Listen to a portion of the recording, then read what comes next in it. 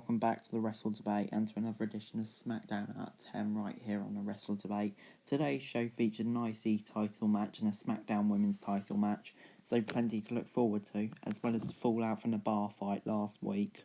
Backstage we had Bayley and Cross hyping their women's title match later on, but the show kicked off with Bray Wyatt's Firefly Funhouse. Wyatt said the Fiend wanted Strowman's title and was looking for him at the Swamp. He added that no one would be safe until Braun was found. Then we went on to Grand Metalik v AJ Styles for the IC title. AJ looked to have the upper hand early on as Metalik was being knocked about by the champ. AJ hit a huge backbreaker and then a stalling inverting suplex at the beginning. We returned from the commercials to see Metalik in control as he hit a top rope move, but was dropped with some kicks by AJ. Metalik got a near fall from a DDT after hitting a missile drop kick.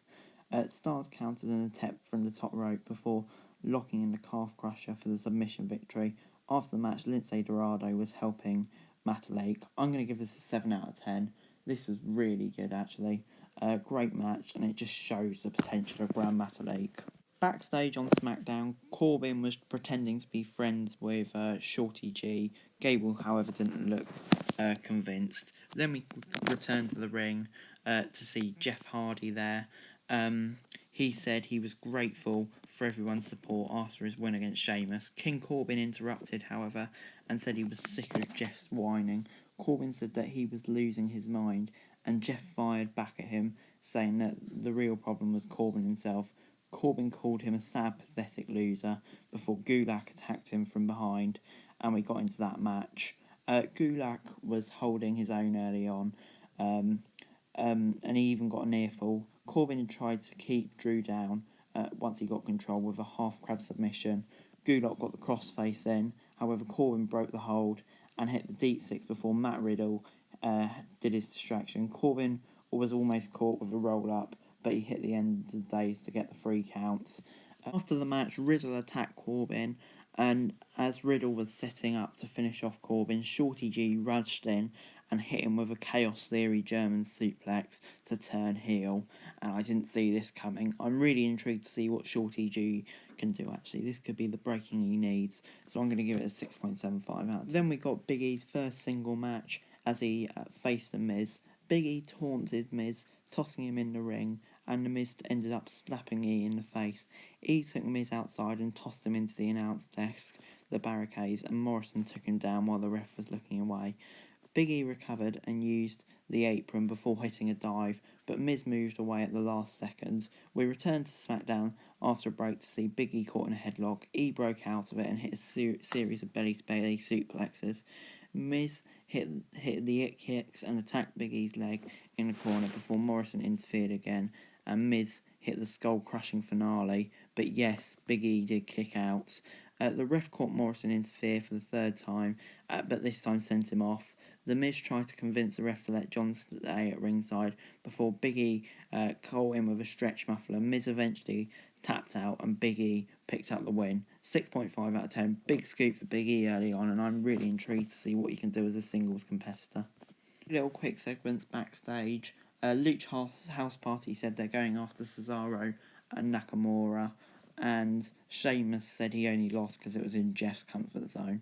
Then we got into Naomi versus Lacey Evans for the however many week in a row.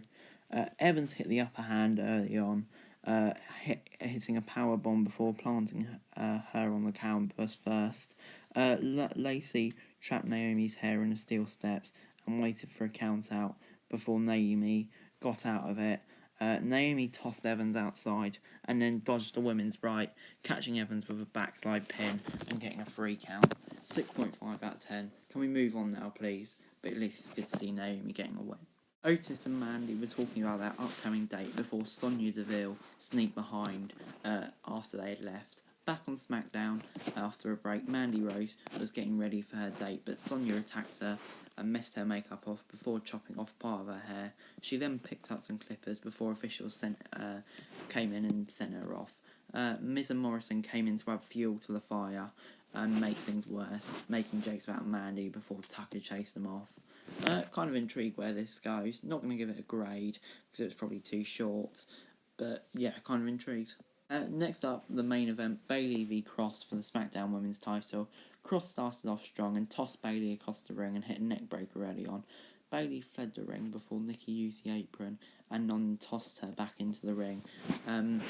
Next up, Bayley got a near fall before she was sent into the ring post as we headed for a break. Cross was taking a beating on the return, but managed to plant Bayley on the apron, but missed a drive-by. Nikki stole Banks' ring, but tossed it back at Sasha before getting a near fall. Bayley was tossed into the barricades outside before Banks interfered with a drop kick to Nikki. Cross then hit a crossbody off the top, but only got a near fall. Cross then tried for a backslide, but that was sent into the mat with a facebuster for the pinfall. But that wasn't it. After the match, Alexa tried to console Nikki, and after the match, she was shoved over though, and Cross walked out. So is this the end of the relationship? Then the red lights were on, and the Fiend stalked Alexa in the ring and hit the mandible claws on her before it ended. I'm going to give this a 7 out of 10. The match was great, but I'm just so interested. Is Alexa going to rejoin forces with Nikki? Is she joining the Fiend? Is she going into a feud with the Fiend?